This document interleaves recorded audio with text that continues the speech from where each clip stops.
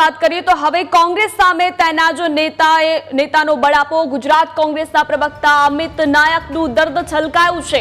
કાયદાકીય મદદ ન મળવા અંગે સોશિયલ મીડિયામાં બળાપો ઠાલવ્યો છે। બીજેપીના પોસ્ટર પર કૂચડો મારવાનો કેસમાં કાયદાકીય મદદ ન મળી। કોંગ્રેસે કાયદાકીય મદદ ન આપતા અમિત નાયકે બળાપો ઠાલવ્યો છે। બીજેપીને એની ભાષામાં જ જવાબ માત્ર હું આપું છું તેવું નાયકે કહ્યું। મારા પર કેસ થયો હોવા છતાં મારા ખબર અંતર ન પૂછ્યા। શક્તિસિંહ કે મુકુલ વાસનિકે મારા ખબર અંતર નથી પૂછ્યા તેવું નાયકનું કહેવું છે। હું મારા નેતા રાહુલ ગાંધી સાથે ઊભો છું અને ઊભો રહીશ। તો હું મારા નેતા રાહુલ ગાંધી સાથે ઊભો રહીશ બળાપો કાઢવામાં આવ્યો છે। હવે કોંગ્રેસ સામે તેના જ નેતાઓ બળાપો કાઢ્યો છે। શક્તિસિંહ કે મુકુલ વાસનિક એ મારા ખબર અંતર ન પૂછ્યા। ગુજરાત કોંગ્રેસના પ્રવક્તા અમિત નાયકનું દર્દ અહીં છલકાયું છે। કાયદાકીય મદદ ન મળતા બળાપો કાઢવામાં આવ્યો છે। બીજેપીના પોસ્ટર પર કૂચડો મારવાના કેસમાં કાયદાકીય મદદ ન મળી તેને લઈને બળાપો કાઢવામાં આવ્યો છે। બીજેપીને એની ભાષામાં જ જવાબ માત્ર હું આપું છું તેવું નાયકે કહ્યું છે ને તેનું દર્દ પણ તેમનું છલકાઈ આવ્યું છે। કાયદાકીય મદદ ન મળવા અંગે સોશિયલ મીડિયામાં તેમણે બળાપો ઠાલવ્યો છે। બીજેપીના પોસ્ટર પર કૂચડો મારવાનો કેસમાં કાયદાકીય મદદ ન મળી હતી તેને લઈને તેમના દ્વારા બળાપો કાઢવામાં આવ્યો। કોંગ્રેસે કાયદાકીય મદદ ન આપતા અમિત નાયકે બળાપો ઠાલવ્યો છે।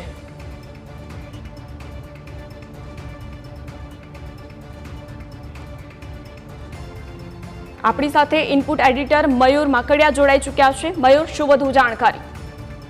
જી બિલકુલ, કોંગ્રેસ કાર્યાલય ખાતે ભારતીય જનતા પાર્ટી નો વિરોધ કરવામાં આવેલો હતો। તેમના કાર્યકરો દ્વારા વિરોધ કરવામાં આવેલો હતો અને તેની અંદર પથ્થરમારો થયેલો હતો। બંને પક્ષોના કાર્યકરોએ સામસામે પથ્થરમારો કરવામાં આવેલો હતો અને ત્યારબાદ પોલીસ ફરિયાદ પણ કરવામાં આવેલી। ત્યારે હવે કોંગ્રેસના જે પ્રવક્તા અમિત નાયક છે તેમને એક વિવાદિત પોસ્ટ કરેલી છે। એક તરફ જે એફઆઈઆર થઈ તેની અંદર દાણી લીમડાના કોંગ્રેસના ધારાસભ્ય શૈલેષ પરમાર નું નામ બાકાત થયેલું છે અને બીજી તરફ એલિસ બ્રિજના ધારાસભ્ય અમિત શાહ છે તેમના દીકરાનું નામ પણ તેની અંદર ગાયબ છે। આ પથ્થરમારાની અંદર આ બંને જે ધારાસભ્યના પુત્ર એ હાજર હતા એમ છતાં તેમનું નામ ન હતું। એટલે અનેક રાજકીય વર્તુળોની અંદર જે છે તે ગુજરાત પ્રદેશ કોંગ્રેસ અને અમદાવાદ શહેર કોંગ્રેસની અંદર આ ચર્ચાઓ ચાલી રહેલી છે। તેવાની અંદર અમિત નાયકની આ વિવાદિત પોસ્ટ જે છે તે અનેક વસ્તુઓ કહી જાય છે।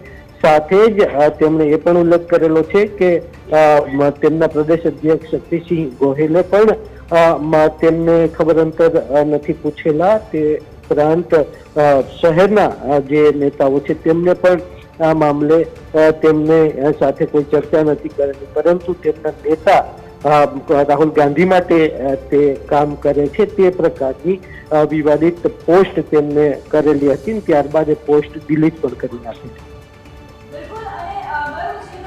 આ પોસ્ટ કર્યા બાદ જે રીતે અમિત નાયકે એ પણ કહ્યું છે કે રાહુલ ગાંધી પહેલા પણ હતા તેમની સાથે અને અત્યારે પણ છે। તેમણે રાહુલ ગાંધી વિશે એવું કહ્યું છે, પણ બીજી તરફ તેમણે આકરા પ્રહારો મુકુલ વાસનિક અને શક્તિસિંહ સામે પણ કર્યા છે।